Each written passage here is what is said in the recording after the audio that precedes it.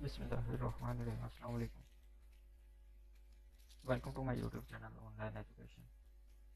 Last lecture में हमने discuss किया था कि बायोलॉजी क्या होता है और उसके डिफरेंट टाइप्स क्या हमने डिस्कस किया था। आज हम डिस्कस करेंगे कि बायोलॉजी का डिफरेंट फील्ड्स के साथ, डिफरेंट साइंस की फील्ड्स के साथ क्या रिलेशनशिप है और किस तरीके से वो डिफरेंट लाइफ साइंसेस में अपना रोल प्ले करती है।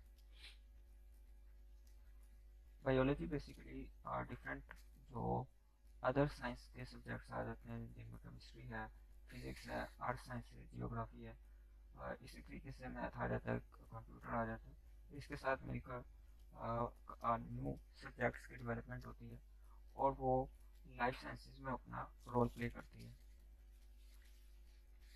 इसमें सबसे पहले जो हमारे पास टाइप आ जाती है वो बायोकेमिस्ट्री है।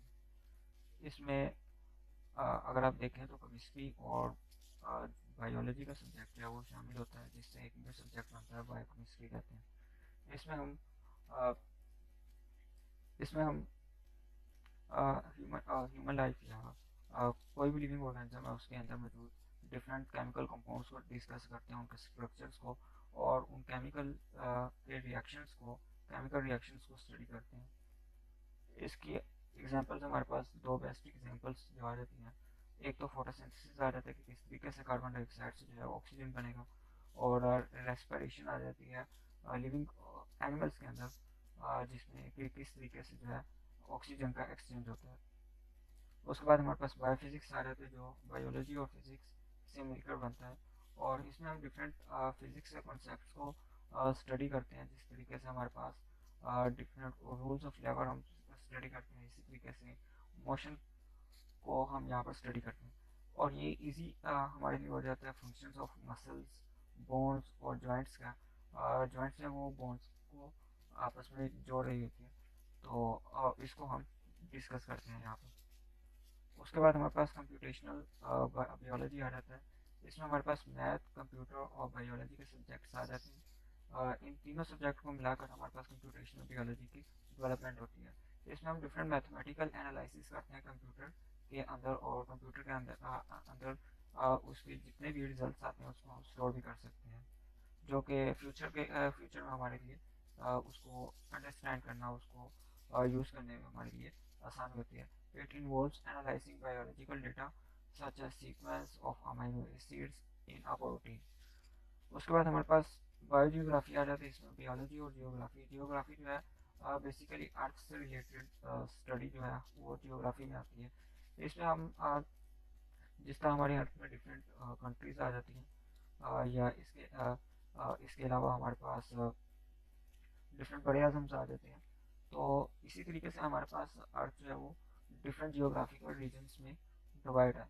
अगर एनिमल से रिलेटेड लें तो हम उसको जू जियोग्राफिकल रीजन्स कह देते हैं, और बेसिक टर्म में हम उसको जियोग्राफिकल रीजन्स कहते हैं। तो उन जियोग्राफिकल रीजन्स के अंदर डिफरेंट लिविंग ऑर्गेनिजम्स पाए जाते हैं। डिफरेंट जियोग्राफिकल रीजन्स के अंदर आपको डिफरेंट लिविंग ऑर्गेनिजम्स मिलेंगे। जिस तरह बर्फानी इलाकों में जो है आपको डिफरेंट एनिमल्स मिलेंगे, वाटर के अंदर जो है आपको डिफरेंट एनिमल्स मिलेंगे, और इसी तरह आपको जंगल के अंदर जो है वो डिफरेंट एनिमल्स मिलेंगे। तो उनके हम उनकी स्टडी को हम बायोजियोग्राफी में देखते हैं। The influence of climatic change on the distribution of organisms is also studied in biogeography. कि किस तरीके से क्लाइमेट के अंदर, मौसम के अंदर तब्दीली जो है वो इन डिफरेंट जियोग्राफिकल रीजन्स के अंदर पाए जाने वाले एनिमल्स को मुतासिर करती है। उसके बाद हमारे पास बायोस्टैटिस्टिक्स आ जाता है। इसमें एक बायोलॉजी आ जाता है, दूसरा हमारे पास स्टैटिस्टिक्स आ जाता है।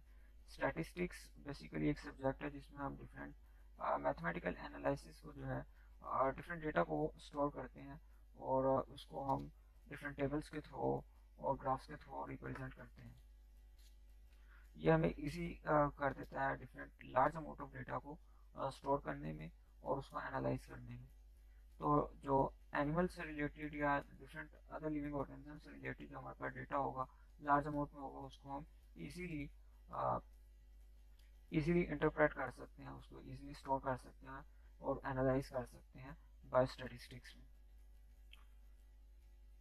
ये हमें काफ़ी हेल्पफुल रहता है बायोलॉजिकल रिसर्च में, हेल्थ केयर में और पब्लिक हेल्थ में हमें ये काफ़ी फ़ायदेमंद रहता है।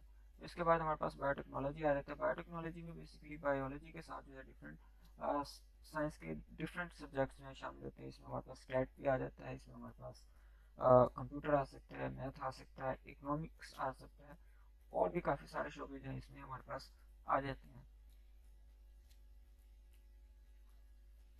तो ये भी हमें काफ़ी बेनिफिशियल प्रोडक्ट्स प्रोवाइड करता है और प्रोसेसेस प्रोवाइड करता है, जो कि हमें हेल्पफुल रहता है डिफरेंट फील्ड्स के अंदर, चाहे वो हेल्थ केयर है, चाहे वो एग्रीकल्चर है, चाहे वो इन्वायरमेंटल मैनेजमेंट है। तो इसमें हमारे लिए ये काफ़ी हेल्पफुल रहता है। जिस तरीके से बैक्टीरिया को किस तरीके से आप यूज़ कर सकते हैं for the production of insulin to treat diabetic patients, जो शुगर के पेशेंट्स हैं उनको किस तरीके से ट्रीट करने के लिए आप इंसुलिन की प्रोडक्शन कर सकते हैं बैक्टीरिया की हेल्प से। उसके बाद आपके पास बायो इकोनॉमिक्स आ जाता है। इसमें आपको बायोलॉजी और इकोनॉमिक्स, इकोनॉमिक्स बेसिकली जो है इकोनॉमी से निकले। इसमें हम बजट प्लानिंग वगैरह करते हैं, किस तरीके से कौन से एनिमल जो है वो हमारे लिए इकोनॉमिकली बेनिफिट बेनिफिशियल है, वो हम इसमें डिस्कस करते हैं। Scientists calculate and compare the cost and profit of the biological projects। जिस तरीके से अगर आप कोई न्यू फसल डेवलप करते हैं, तो उसका क्या बेनिफिट्स हो सकता है, कितने जो है वो आप उससे पैसे अर्न कर सकते हैं। इसके अलावा आप प्रॉफिट ज़रूरी नहीं है इसमें डिस्कस करें, हो सकता है कोई लॉस भी हो सकता है, तो उसको भी आप इसमें डिस्कस कर सकते हैं कि किस तरीके से एनिमल्स के अंदर कोई अगर डिजीज़ आ जाती है तो वो किस तरीके से इकोनॉमिकली लॉस पैदा करती है, कितने आपको पैसे का नुकसान हो सकता है। तो ये हमारा सब्जेक्ट था। इंशाल्लाह नेक्स्ट वीडियो में